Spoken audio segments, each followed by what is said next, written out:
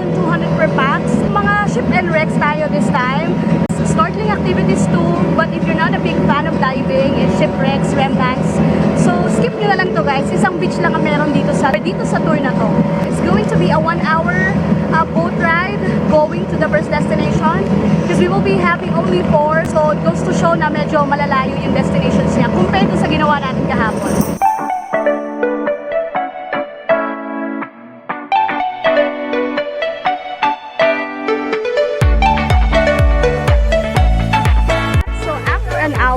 Boat ride. We're here now on our first destination, East Tangat Island, para sa shipwreck spot. Para sa mga big fan ng mga shipwrecks, eto tayo ngayon guys. Meron ditong Japanese ship na lumubog years ago. So, sa spot na to, of course, nandyan yung shipwreck, pero hindi daw natin makikita yung harapan. So, there's no beach kasi from rock formation, diretso na sa tubig, pero mababaw. So, napuntahan na rin naman namin yung ibang mga most famous spots. So, why not shipwreck this time? Okay, I'll see you later. Kayo. Oh, wow, love you, baby.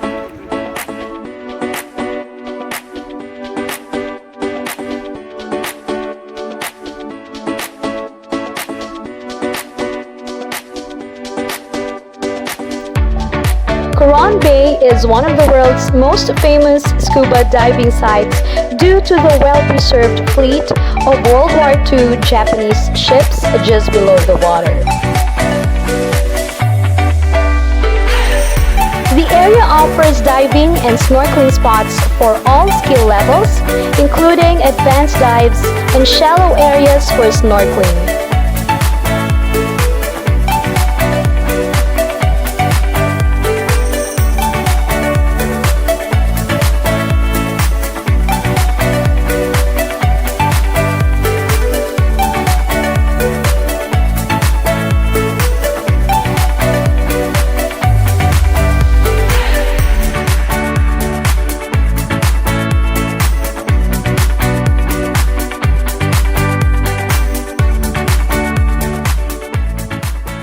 Welcome back. Well, welcome to our second destination, Lusong Island, wherein you can get to see another shipwreck. But compared to the first shipwreck that we've been to, this is much better. So, mas interesting daw dahil mas malaki yung shipwreck na naghihintay sa atin dito.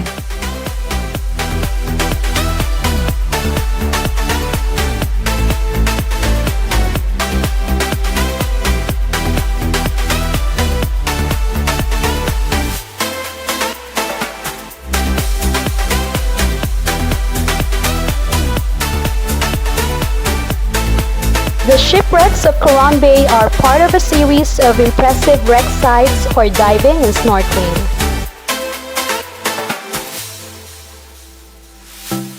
There are 12 sunken wartime ships at the bottom of the ocean, the result of an attack on the Imperial Japanese Navy by the U.S. aircraft during the World War II in September 1944.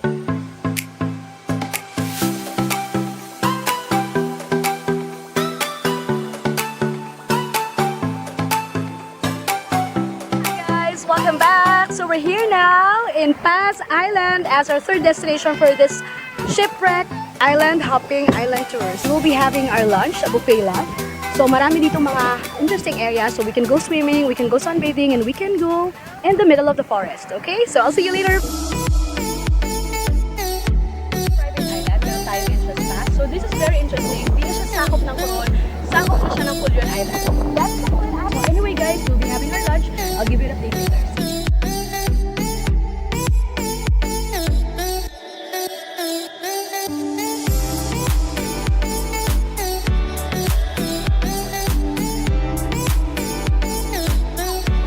Kagalit ang German momshi mo. Nisok excellent sanction kita. Ah, baby love, lagot ka. Here, I'm back here in house. Oh, Out them house. galit si momshi. Oh. German. Yan. Ha? Love you, baby love. I love you.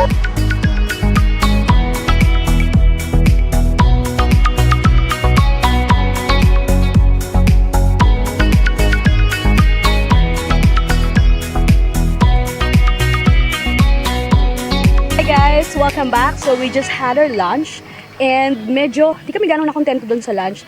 But all good, nabusog pa rin naman, hindi naman masyado nabitin. Pero yun nga lang, still, konti pa rin yung variations ng mga pagkain. Time check, it's 3 p.m.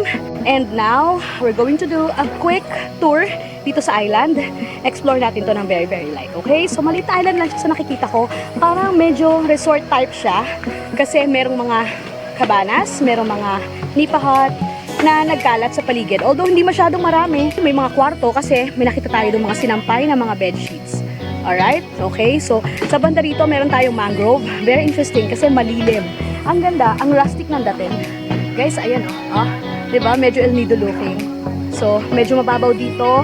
Medyo mas peaceful dito side na to. Compared sa kabila, mas busy. Merong volleyball net and merong music.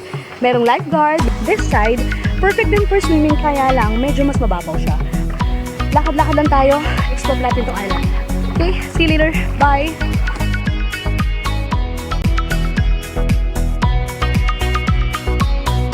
Nandito na tayo sa area wherein shaded part, maraming coconut trees, merong beautiful landscape, magandang grassland, may mga tables para sa lunch. Doon kami nag-lunch kanina.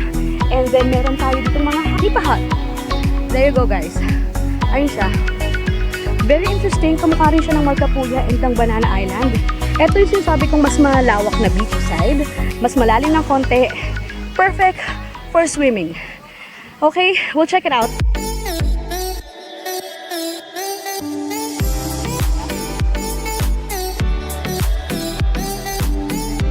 This is the area that I'm talking about. Mas maganda siya, mas perfect for swimming.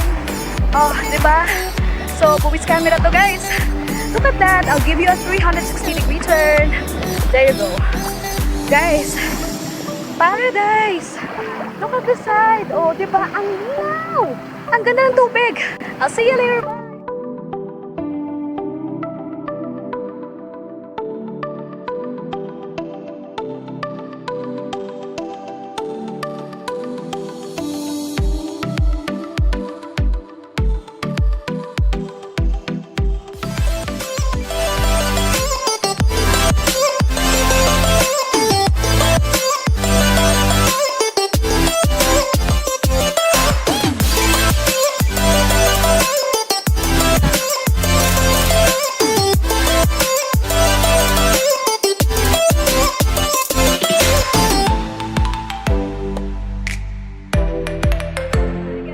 Welcome back! So after an hour of boat ride from our last destination, nandito na tayo ngayon sa Coral Garden as our fourth destination for today's tour.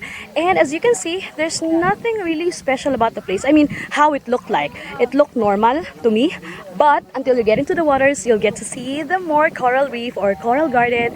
Kaya nga Coral Garden ang tawag. Anyway, going back, this is a vast, wide ocean facing the sun. So that's the sunset over there. And surrounded by beautiful islands, but no rock formations this time.